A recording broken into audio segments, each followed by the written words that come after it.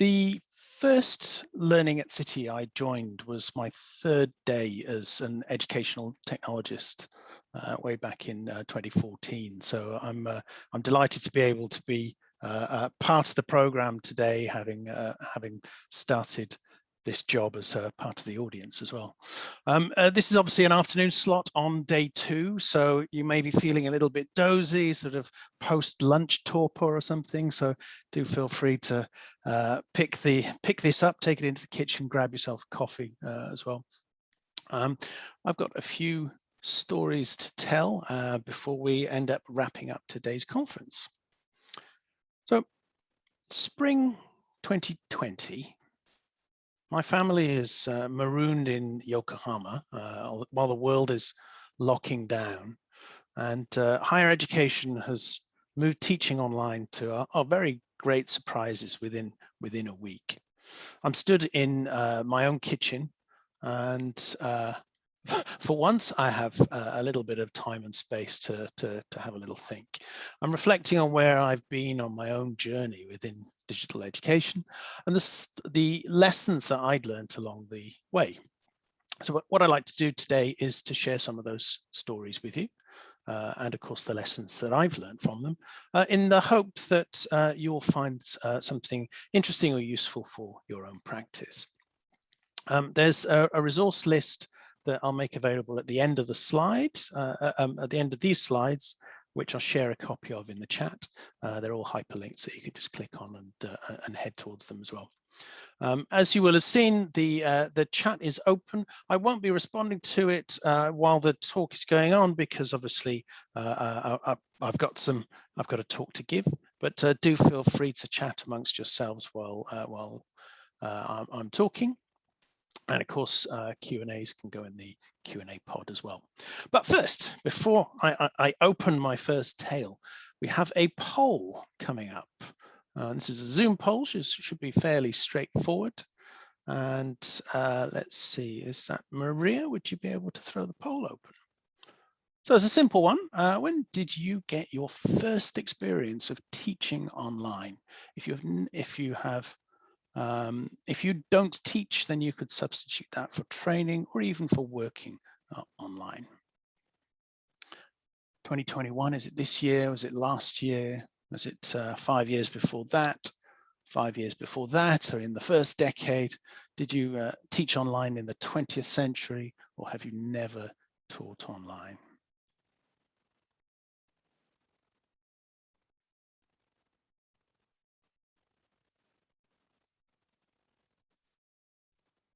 Assuming that Maria, you'll be able to see the results as that results are coming in. It's not something I can see this end, so I'm in your hands there.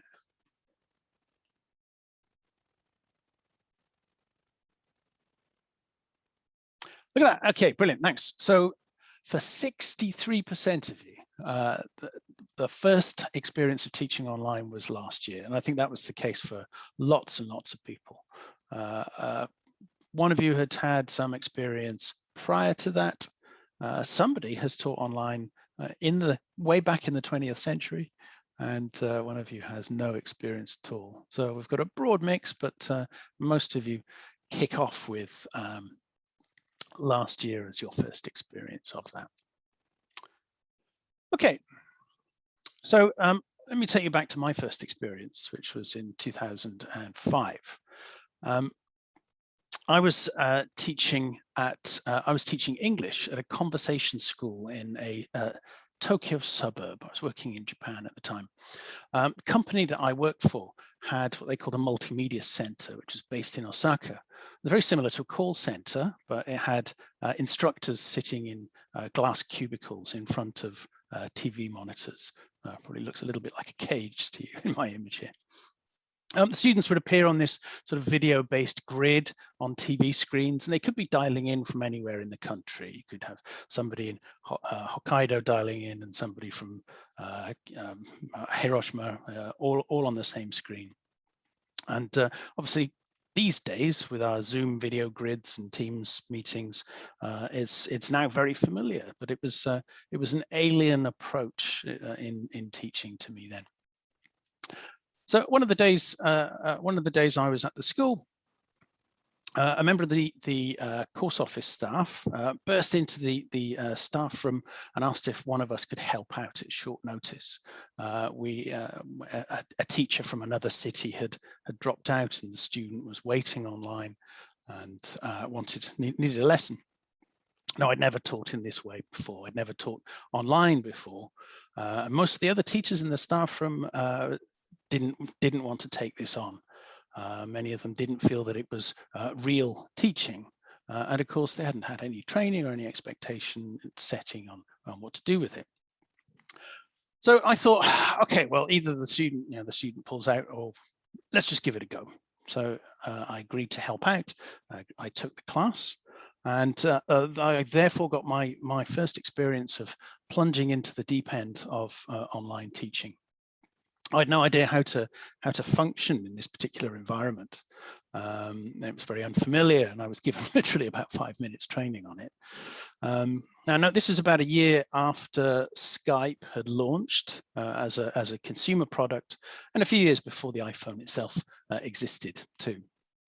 So I really had to think on my feet about how I was going to share the teaching materials. So, for example, I'd hold my textbook and notepaper up to the camera on a few occasions. The main lesson I got from that is that no matter how challenging it might feel at first, sometimes you just got to dive in and get started. And this is what most people's experience of teaching online was last year. Okay, so after I spent the time working in Japan, I came back to the UK and I picked up a teaching job at a language school in Yorkshire. And this was, I was mainly sort of writing on paper in these cubicles and working with textbooks in Japan. This is my first chance to properly use digital technologies as part of my teaching toolkit, as there was an interactive whiteboard on the wall in every classroom. Now, I wasn't really sure about what to do with this thing at first, but I found that the more I used it, the more I found myself incorporating it into my teaching. Obviously, I could display all manner of multimedia on the wall rather than just my own handwriting. It gave me an infinite canvas to write on that could also obviously be saved in between classes.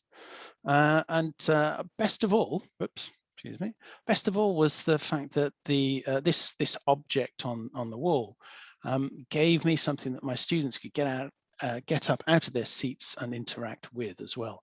So it gave me a chance to bring some real active learning principles into the class. And after my cubicle constrained conversations in Tokyo, I found I could take this much more student-centered active learning approach. There was one particular example I remember that stood out was I was talking about accents and listening, particularly relevant given what Sandra has just been referring to. And there was one website that had catalogued hundreds of recordings of different speakers and accents, all from around the world, all reading the same piece of text.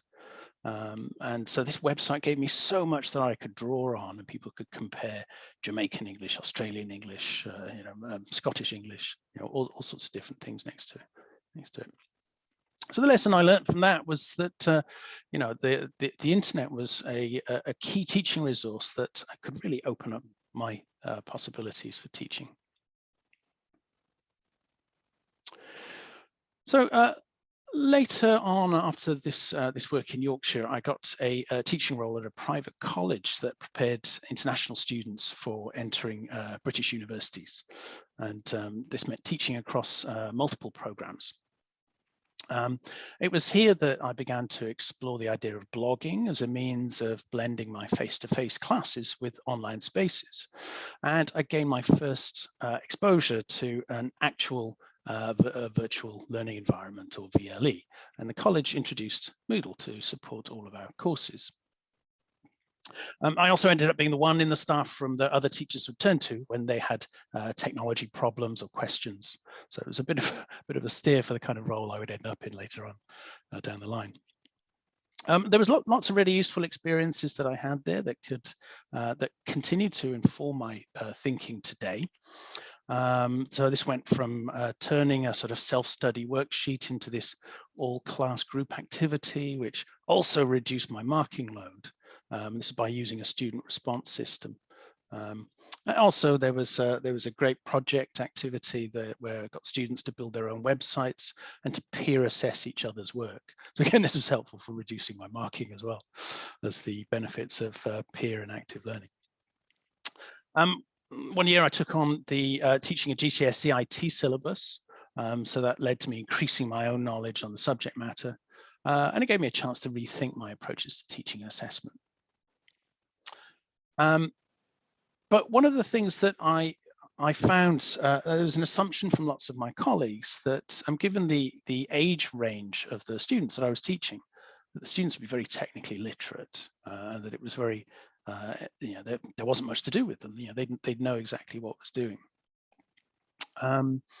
But what I found though was that the idea of the digital native is something that comes from a writer called Mark Prensky in 2001.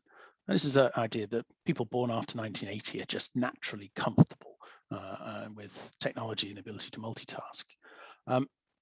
I found, however, that that's just not true, and that the young people that I taught had just as much to learn about the digital world, and it also gave me something to learn from about them and their discoveries too.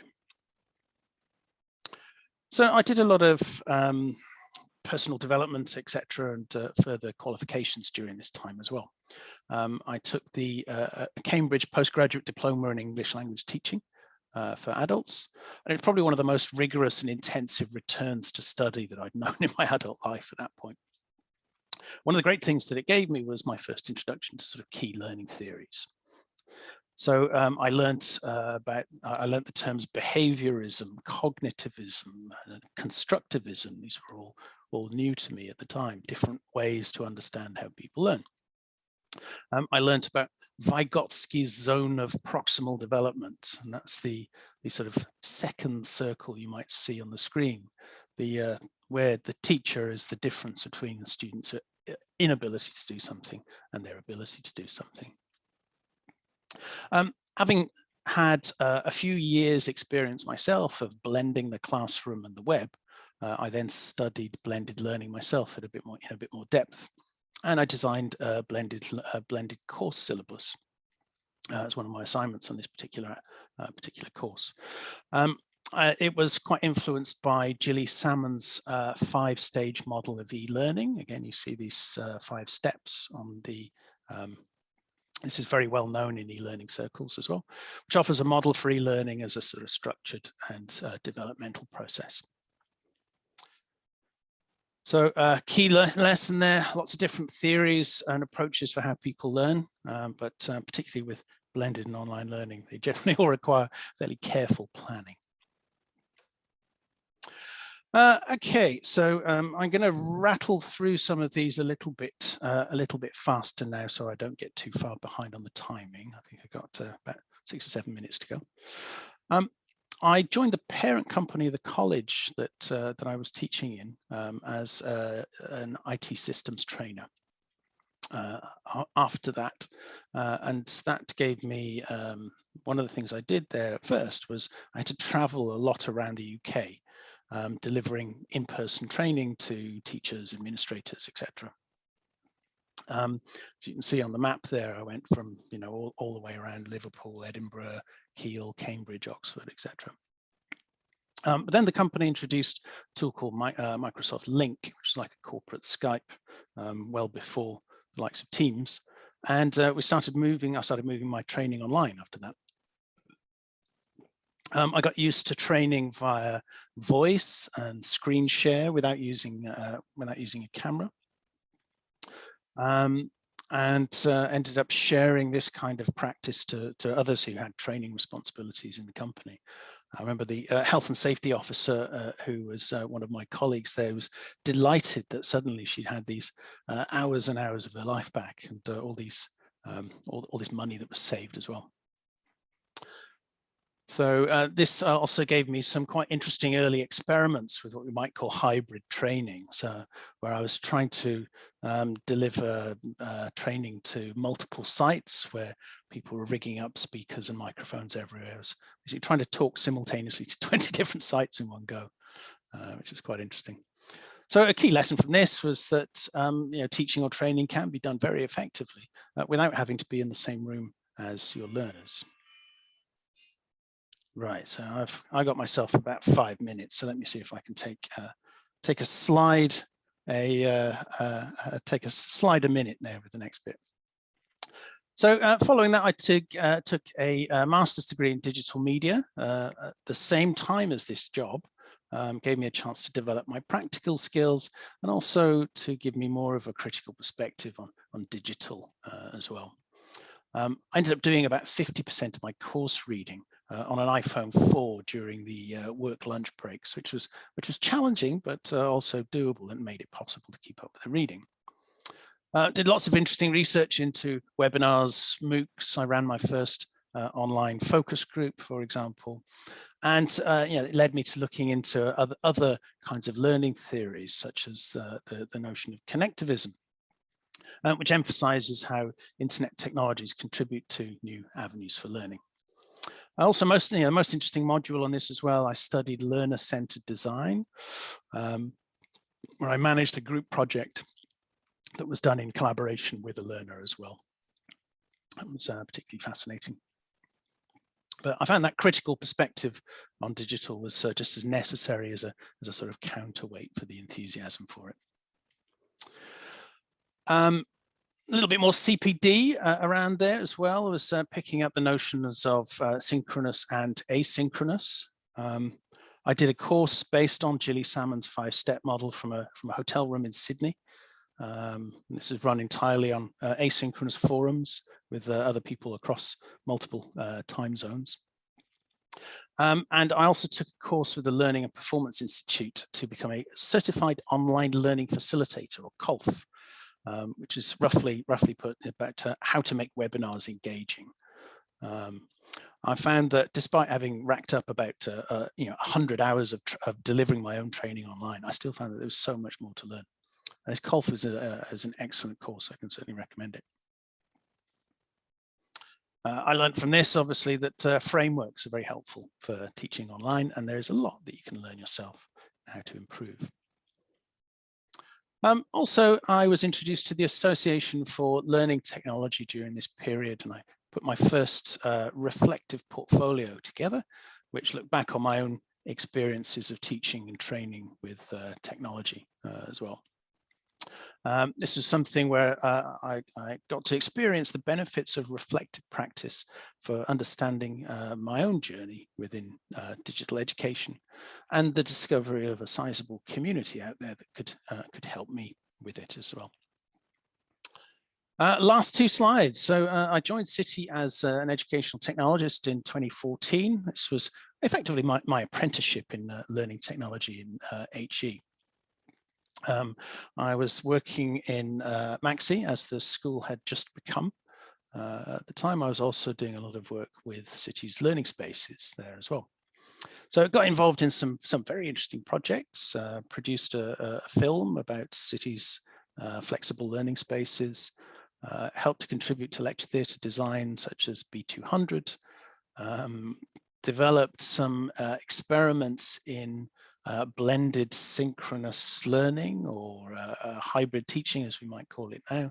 We had a guest speaker come in from New Zealand on the wall while the rest of the students were in the room. But I also found that there were many challenges as well. And, some people were, if you take a technology first angle on things, that you're going to encounter an awful lot of resistance as well. It's a vital thing was not lesson for me was not only the importance of as realizing to look at things from a pedagogy first perspective. So, but it was also just realizing that digital technologies can apply just as much in higher education as they can in other forms of learning as well. Finally, I became a senior educational technologist in 2017. I started with the law school and then took on CAS and Maxi as well. I'm involved in lots and lots of different quite interesting projects and obviously significant challenging ones as well. And then early last year, the pandemic hit. The university went into lockdown. LEAD became, to our great surprise, a remote emergency service for City. Now, in many ways, I'm not really sure what the lessons are for that I've learned yet, because I'm still processing them at the moment. But a few things I think is, particularly in such challenging times, is making sure that you have a focus on people and on well-being.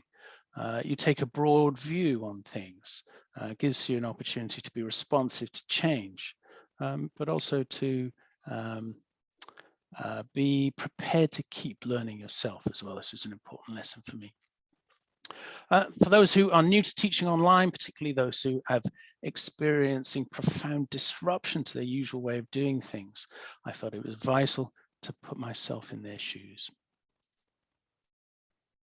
So I've got some further reading for anybody that's interested in any of the things I've talked about today. And there's a question for anybody that's interested to kick off now, if we have any questions or Q&As.